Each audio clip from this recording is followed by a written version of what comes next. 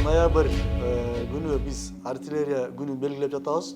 Ушул артиллерия күнүнүн тарыхына токтоло кетсек, азыр 75 жыл болду.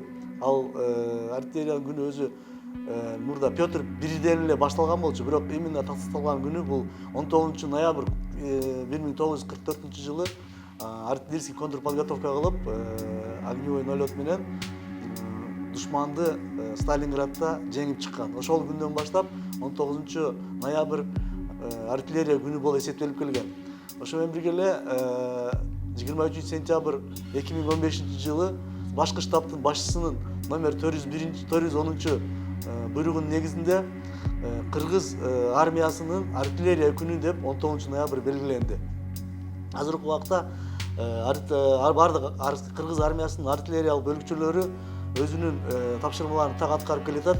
2019 жылы өткөрүлгөн иш-чараларда, машыгууларда артиллериялык бөлүкчөлөр өздөрүнүн бийик деңгээлде экенин көрсөтүштү.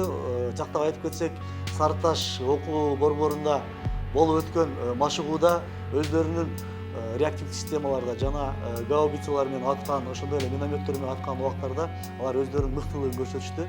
Ошондой эле Ужум айылында өткөргөн батальон тактикалык ученияда биздин артиллерия бригаданын гаубицалык батареясы жана танкага каршы батареясы өздөрүнүн мыкты жактарын көрсөтүшүп, тапшырмаларды так аткарышты. Азыркы убакта биздин артиллериялык бөлүкчөлөр, Кыргыз армиясынын артиллерия бөлүкчөлөрү дайыма сырттан келген жоолорду кайтарууга, мизин кайтарууга даяр.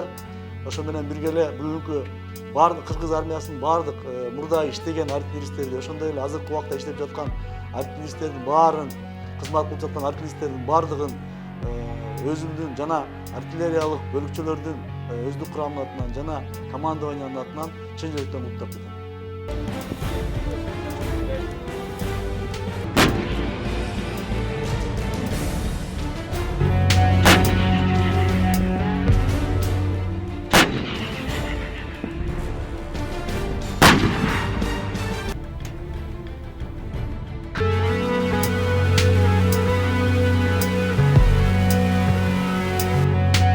Артиллерия ар дайым мекенин урууга даяр.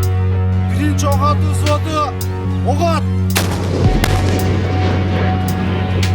Экинчи ок атуу взводу ок ат. Ок ат.